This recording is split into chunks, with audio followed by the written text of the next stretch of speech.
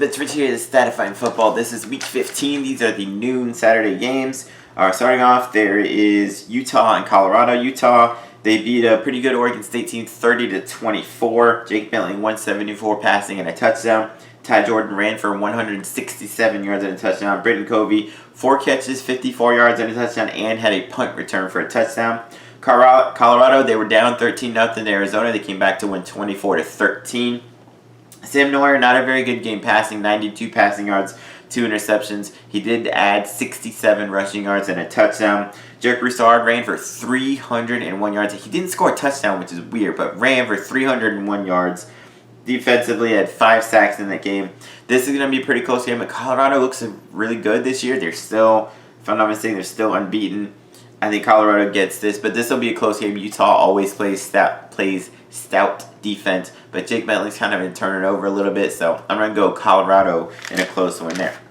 All right, Alabama and Arkansas. Bama, they destroyed LSU 55-17. Mac Jones, 385 passing, 4 touchdowns.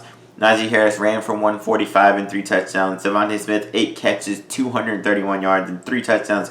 They put up 650 yards of offense, had 5 sacks defensively. Arkansas lost an awesome shootout game to Missouri. They lost an elastic and field goal to lose 50-48. KJ Jefferson, 274 passing and 3 touchdowns. Smith, 172 rushing and 3 touchdowns. Burks, 10 catches, 206 yards and a touchdown, 566 total yards. They gave up 653 though. This could kind of be a shootout, but Bama's way too strong this year. I think Bama wins and probably wins pretty big. All right, Georgia, Missouri. Georgia, a few weeks ago, they beat South Carolina 45-16. JT Daniels, 139 passing, 2 touchdowns and a pick. James Cook ran for 104 and 2 touchdowns. Missouri won that awesome game against Arkansas 50-48. Connor Bazek, 380 passing yards. Larry Roundtree ran for 185 and 3 touchdowns. Kiki Chisholm, 6 catches, 113 yards, 653 total yards. This could be a pretty close game. Missouri's strong this year. Georgia, they're both really strong. I think this will be a pretty close game. Georgia's favored by 13. I'm not sure about that. I do think Georgia will win, but I think it may be by like a touchdown or something there. So good Georgia in that one. All right, Oklahoma and West Virginia. Oklahoma won their offense did not play well. They beat Baylor 27-14, but they only had like 260 yards of total offense, which is not, I mean, they normally have that in the first quarter in a lot of games. Rattler passed for 193 and 2 touchdowns.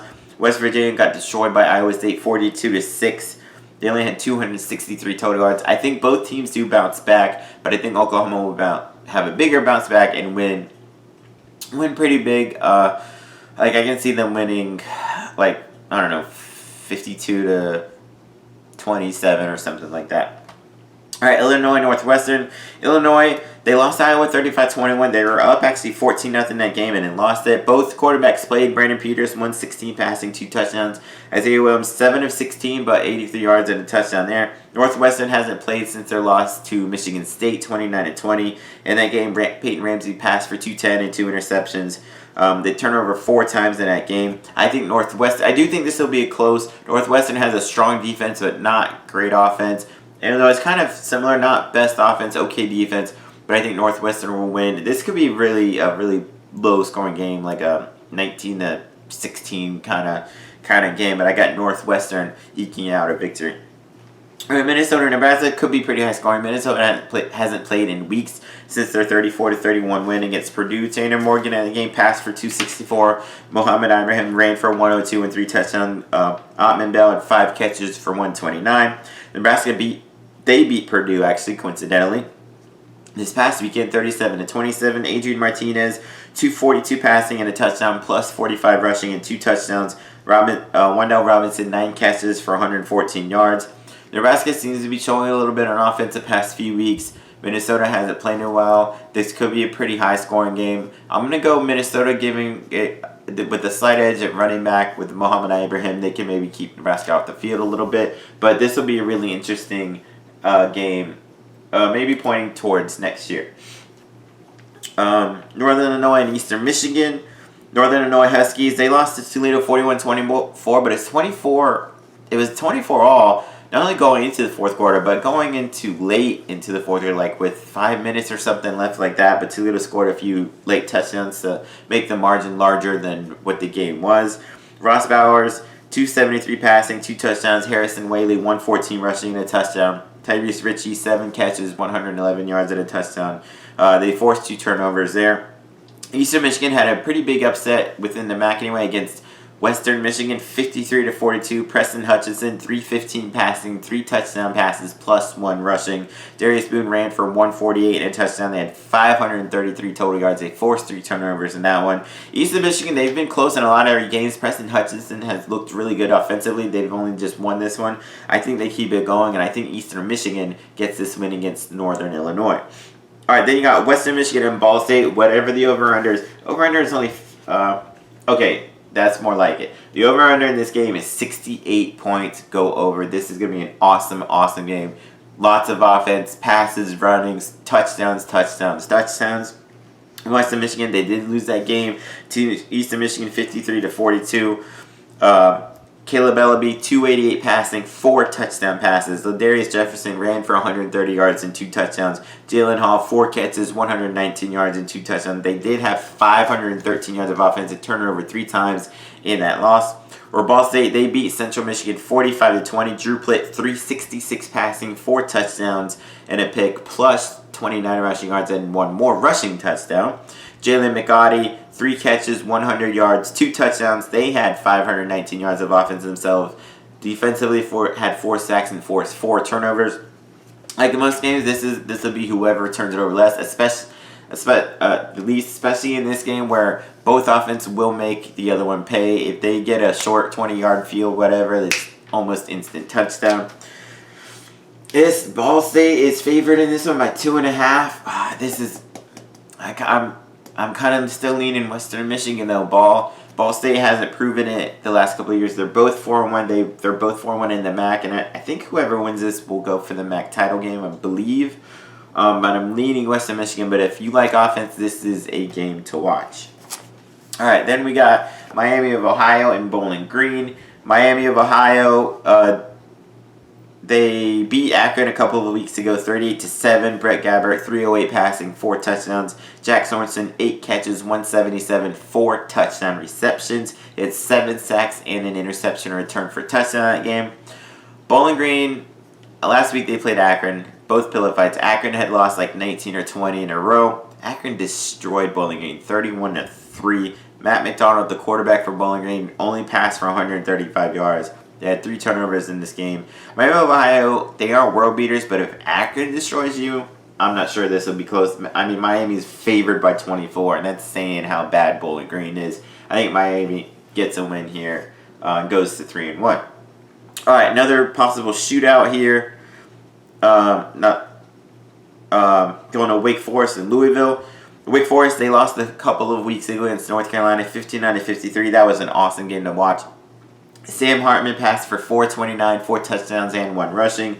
Christian Beal-Smith ran for 120. Donovan Green, 8 catches, 170, and 2 touchdowns. Jaquan Roberson, 12 catches, 167 yards, and 2 touchdowns. They had 606 yards of offense. The problem is they gave up 742 yards. Louisville, they lost a close game to Boston College, 34-27. Malik Cunningham, 296 passing, 2 touchdowns, and a pick, plus 133 rushing yards. Des Fitzpatrick, 8 catches, 182 yards, and a touchdown. They lost because they turned over 3 times. This is going to go back and forth. This will be, I think, whoever has it last and scores a touchdown last will win. Whatever the over-under. The over-under is 63.5.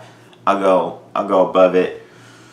This has Louisville a slight favorite. They've had a propensity to turn over a little bit. That's why I'm kind of leaning Wake Forest side, so I'm going to go Wake Forest in that one.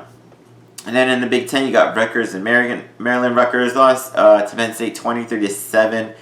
Vedral 113 passing and touchdown plus 56 rushing. They only had 205 total yards. Maryland lost a couple of weeks ago to Indiana 27-11. Talia Tagovailoa passed for 241, 1 touchdown, 3 interceptions. Dante Demas, 6 catches, 114 and a touchdown. They turned it over 3 times in that game. I think Rutgers, they're both improved teams this year. I think Maryland will be the one that bounces back. I think they have a slightly better quarterback situation, but Noah Vedril's been playing well for Rutgers. I think Talia Tagovailoa is a better athlete. So I'm going to go with Maryland there. Which I think... Yeah, okay. Alright, UAB and Rice. UAB hasn't played in like 4 weeks. Their last game was that double overtime loss to Louisiana Tech 37-34. Both quarterbacks played not great. They had 2 guys run for over 100 yards though. Spencer Brown 140 and a touchdown. Dwayne McBride 133 and 2 touchdowns. Rice had a huge upset. They beat Marshall, previously undefeated and ranked Marshall, 20-0.